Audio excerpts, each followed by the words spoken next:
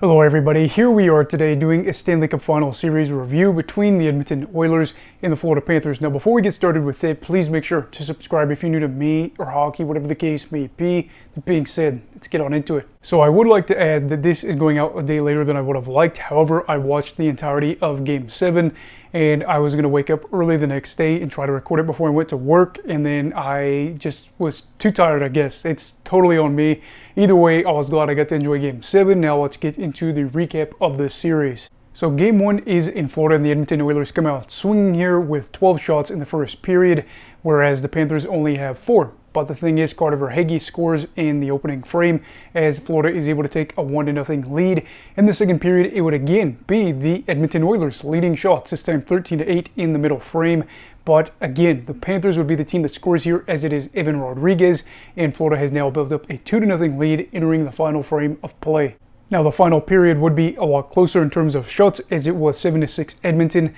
But you would see the Panthers score another goal, whereas Edmonton wouldn't, as the Florida Panthers get an empty netter and win this game 3-0 as they get a shutout on home ice for Game 1, go out to a 1-0 series lead. Of course, Sergei Bobrovsky being the guy in net for that shutout. So Edmonton, of course, is trying to build off what they did in Game 1, where they did get shut out, but they probably deserved to win that game. So they see a reversal of fortunes, ironically, as Florida is the team that ends up leading the shots in that period, 9-4. But fortunately for Edmonton, they are able to be the team that scores despite being outshot, as Mattias Ekholm does get Edmonton on the board for the first time in this series, and that is good. Things do get chippy in the rest of the first, but the reality is, and the good thing is, if you're an Edmonton fan at this point, is the team does have a lead after one period. The Panthers feel feisty in the second period as they lead shots 13-4, but instead of what we've seen in the first 4 periods, you actually do see the team that leads in shots get the goal, if you will, as the Nico Mikkola goal ends up tying things up. And then in the third period,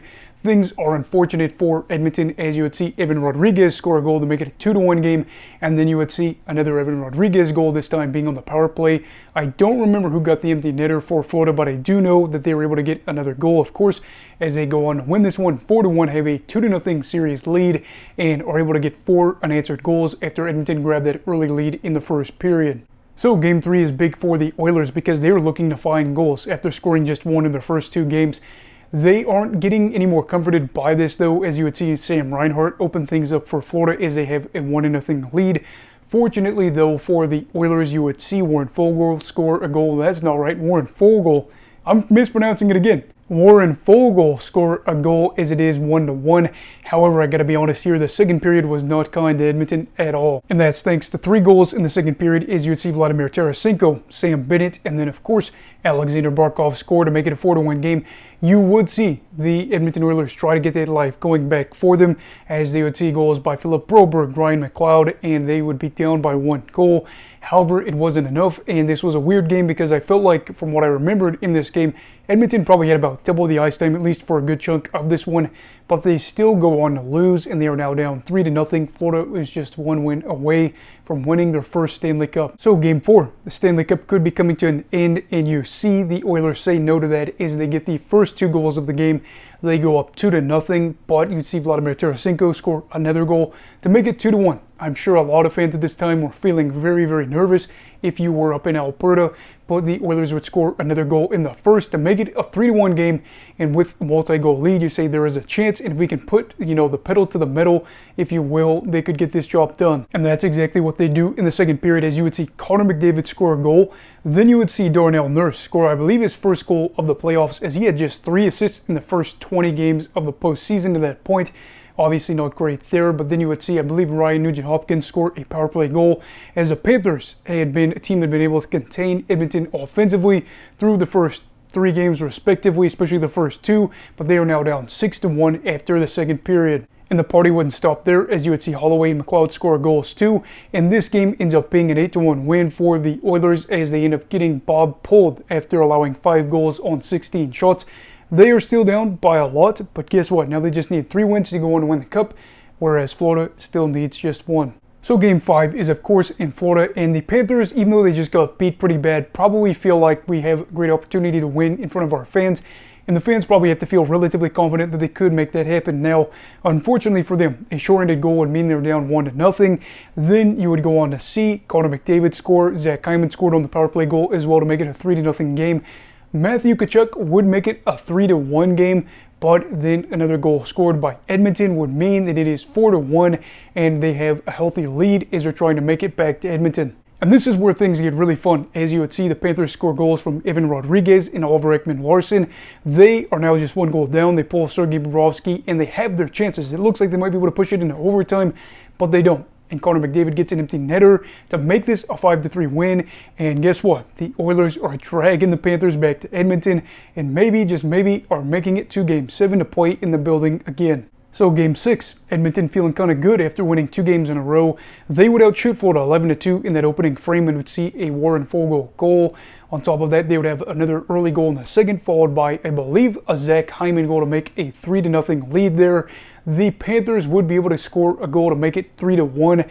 However, empty netters by Darnell Nurse and then Ryan McLeod, I do believe, would go on to make this a 5-1 game. And guess what? Thanks to winning 5-1, we are getting a Game 7 where there is the potential for the first time since 1942 for a team that was down 3-0 in the Stanley Cup Final to come back and win the series. So Game 7, you know, has got to be crazy, as the Panthers were right there to possibly win their first championship.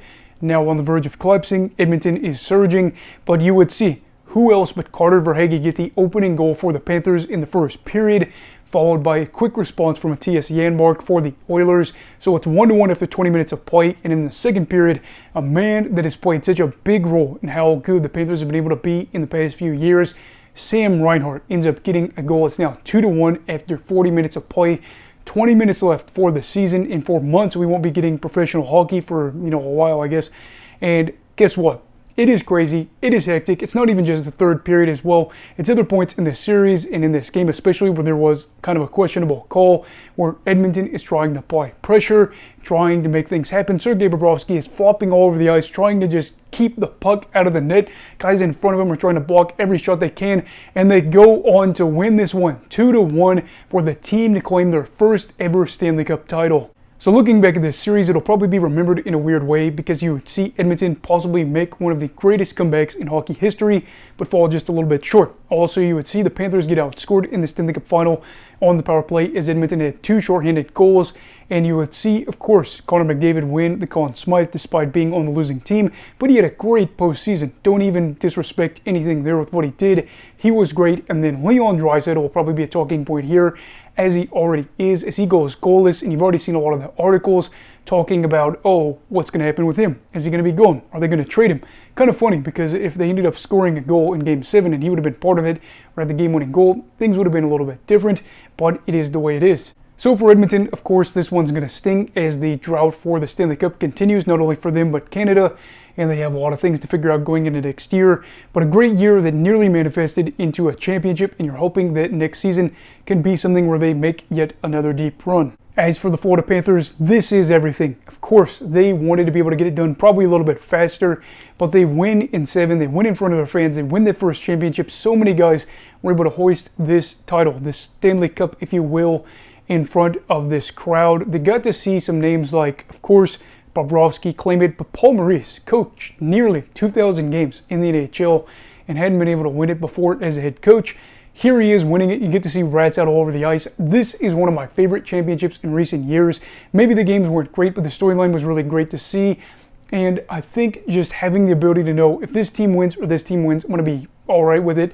And I'm very excited to see what happens next year for Florida as they try to maybe get back to the Stanley Cup Final for a 3rd straight year. But anyway, what are your thoughts on this series? Let me know down below in the comments. Also, please make sure to like this video if you enjoyed it. Subscribe if you're new. Of course, we're going to have a lot of other videos going out this offseason. Anyway, everybody, please make sure to stay safe. Have a great night. And Eagle of Hockey, all right. Goodbye, Brigadiers and Brigadettes. This is your captain signing off. Have a great night.